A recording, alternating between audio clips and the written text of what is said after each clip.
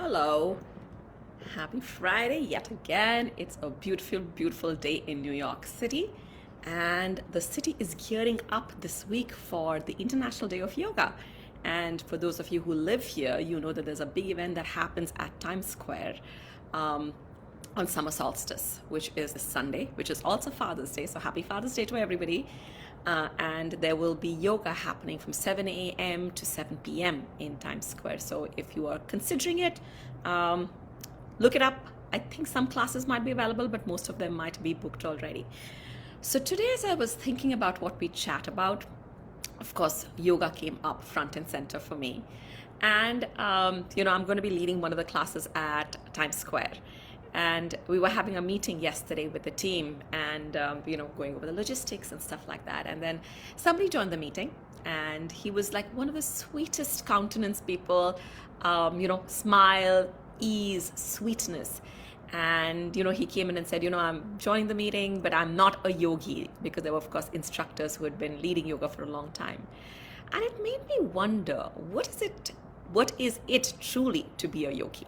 Is it just the ability to kind of, move our body and do the tough asanas and be really flexible and be really toned? Or is there more to it? What are some of the gifts that yoga can actually give us?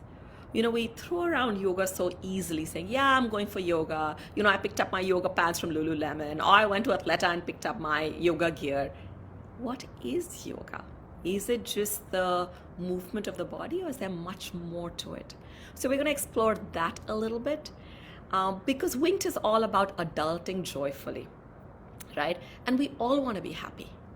And often we think that our reasons for unhappiness are outside. And yes, the triggers can be outside, right? The triggers can be that, we are not happy with the people around us. Somebody said something to us. Maybe, work is a little bit stressful. Relationships are stressful. So we kind of think our stressors are coming from outside. But, the same stressors, different people have different reactions to. So for example, many times my husband and myself might be on the same call and he might be really chilled out about what somebody's saying something and I'm seething. So it's not in what the person is saying, it's what's happening inside, right? It's about our mind. Our mind is what lets us be happy or does not let us be happy, right? Our mind allows us to be at peace or does not allow us to be at peace. And yoga is a science of understanding the modulations of the mind, understanding the mind so well to say, okay, how do we get this mind to be calm, to be peaceful, to be in oneness, so we can actually live the highest potential that all of us can live. So today we're going to explore a little bit of what's happening in our mind and what are some of these tendencies or vrittis, as they say in Sanskrit, that show up in the mind, and what are some of the things that yoga tells us. So we're going to explore that just a little bit, and we will self-reflect. It's not about having judgment, oh my god, I'm a yogi, I'm not a yogi. It is, okay, this is happening for me, what do I do now? So I'm going to start with the first thing, which is yoga itself. Yoga comes from the Sanskrit root yuj, which actually means to unite. And it seems so easy, it's about unity, and we again talk about, unity and diversity, and unity is such a big deal. But again, let's bring it down to ourselves. Are we in sync or in union with ourselves? Forget even ourselves. Is our mind and heart in synchronicity? Or is it pulling in different directions? Are our concepts pulling us different directions? I have a very, very dear friend of mine, and she's very strongly, she has very strong principles, right? And of course she works in a non-profit. She has very strong points of view of what is right, what is wrong, what is appropriate, what is not, what is fair, what is not, how a person should show up and not show up.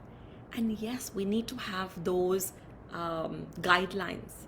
But when we get stuck in for or against, should and should not, just recognize that the mind is getting divided. You are in conflict. Either in conflict with somebody on the outside or in conflict with yourself. And when you're in conflict, you're divided. And division is not easy. Division does not let us be at peace. So how do we unite back? That's the first principle. The name itself gives the answer. How do we rise above these yes, right, wrong, should not, could not, this is not a way the person should behave? How do we see life from a different, or maybe a little bit more of a different dimension, an elevated dimension? You know, when you're flying on a plane and you kind of see a city, you have a bird's eye view. You're above the left and the right, the up and the down. You're actually above all of it. So I'm not saying that we live there, but we need to have that perspective when we're living, even when we're on the street.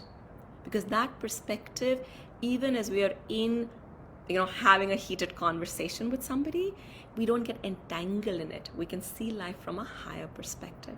So yoga actually that's the first basis in the name itself. The second thing is yoga talks a lot about the modulations. I was talking a little bit about the modulations of mind.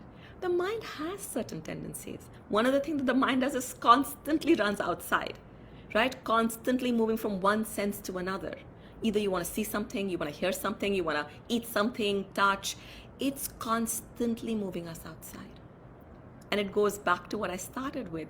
When your mind is fixated on the outside, then we also think a lot of problems on the outside and a lot of our solutions on the outside. But that's not really the case. Our inner world is so much bigger than the outer world. So much of how we see the world is through our own perception. And this weekend, Aniket was doing a little class on light and color for children. And he was sharing some things with me. It was literally going back to high school physics, which of course I have very happily forgotten. And we were talking about light and, how certain light happens, of course, because that's the only color that is not absorbed by that substance. For example, the plants behind are green because the plant absorbs every other light except for green, right? And there is so much that our eye cannot see, right? Beyond the spectrum of the 7. There are lights that we can't see, which are infrared or UV. So there is so much that we don't see and we don't understand. And even what we see, we don't really see. We're seeing it through the perception of things that have happened in the past. If we've been cheated in the past, or if we've been hurt in the past, we look at every new interaction through that lens. It's like wearing glasses, and the glasses have lots of fingerprints on them. You can't see properly then. So how do you wipe the fingerprints? How do you see life for what it is? And that happens when you can actually go back in, reset, understand what's truly triggering you is not what's happening on the outside. It's actually something that has happened in the inside, right? And yoga allows us to go there. It actually teaches us how to go there so we can see life from a cleaner slate and truly understand where the triggers are, where the cause is not so much on the outside, but on the inside, right? And then the third thing, often when you go to a yoga class, they'll talk about being steady. Hold your posture as if it's really, be really steady as you're holding it. And yet do as much as your body can do. And we think of it as, oh yeah, you know what? Sthiram sukham asanam. So you need to be steady. It needs to be comfortable. And then you forget about it when you get off the yoga mat. But that principle this principle is not just on the yoga mat. It's also in life.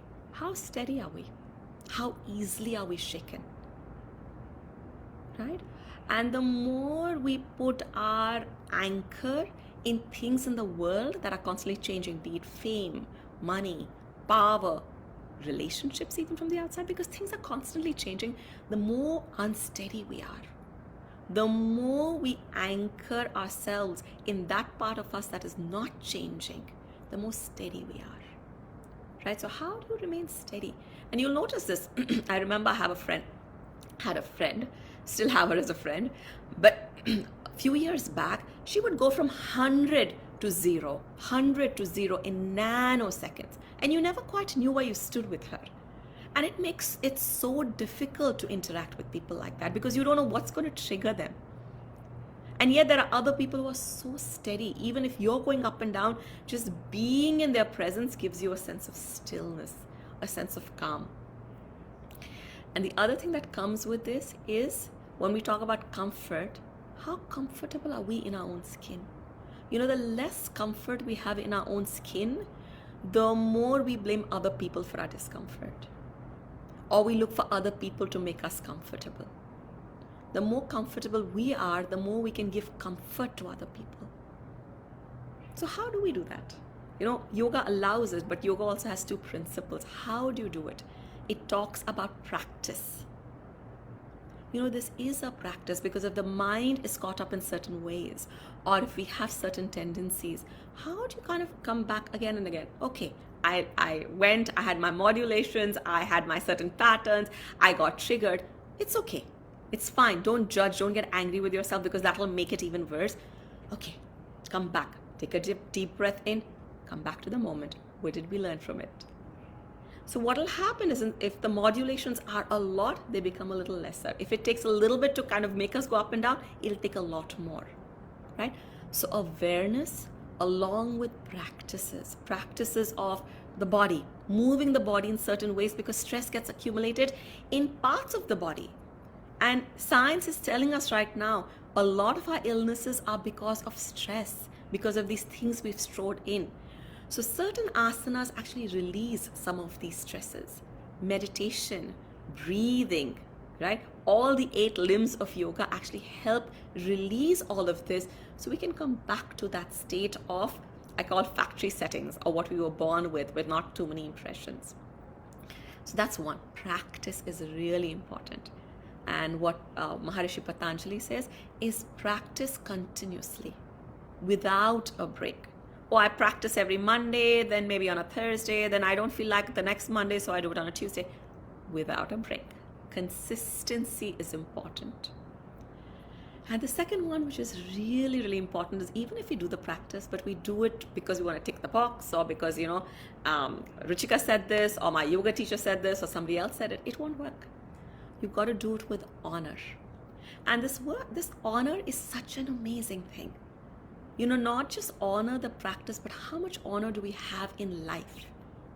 How much do we honor the person in front of us? How much do we honor things around us, be it nature or even things? You know, people who've lived with me will say that I'm borderline maniacal about the house being clean, the things being in a certain way. And yes, it is true. But for me, it's also coming from a place of honor, right? How do I ensure that the place and everything is treated with respect, with honor, even if it's an inanimate thing? How do we get that feeling of honor in everything that we do? And you'll notice the moment we go through life with honor, you know, everything becomes a little bit more magical. Everything becomes more alive, rather than there's deadness in there. There's love in honor. It's not a dead space of like ticking the box, intellectually doing it. Yeah. So just think of practice and honor to kind of see how at least the 3 things that we talked about, the benefits of yoga, uniting us, bringing us beyond the conflicts, arresting the tendencies of the mind, which is constantly going out, blaming people on the outside, kind of coming back in, right? And just giving us steadiness and giving us comfort.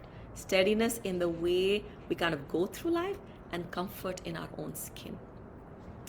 So I'm just going to pause over there and see if anybody has, it's good to see all of you. It's so nice to have everyone here. Hi, Deborah. It's good to see you. Hey, Mom. It's good to see you. So if you have any questions, thoughts, because I know there are lots of yogis over here. And again, you don't need to be doing asanas and, you know, practicing. Of course, it helps.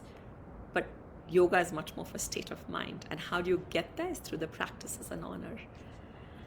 Okay, any questions, thoughts, anybody wants to share? I know today I went over a little bit. It's one of my favorite topics, so I could not stop myself.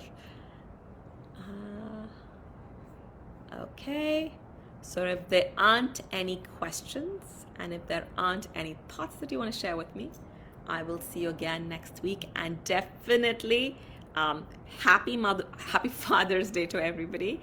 And also happy International Day of Yoga. That's happening on Sunday and Monday. There are so many events happening all over. In fact, Gurudev is going to be leading a live session and meditation for those of us who are in New York on the East Coast, early in the morning, 7:30 to 8:30. So definitely do that.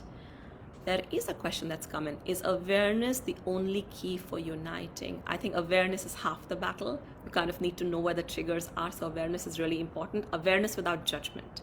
And second is having these tools and techniques that can actually help rewire the mind. So what awareness does is reframes, and what the practices do is rewire. So it's a very strong 1-2 punch.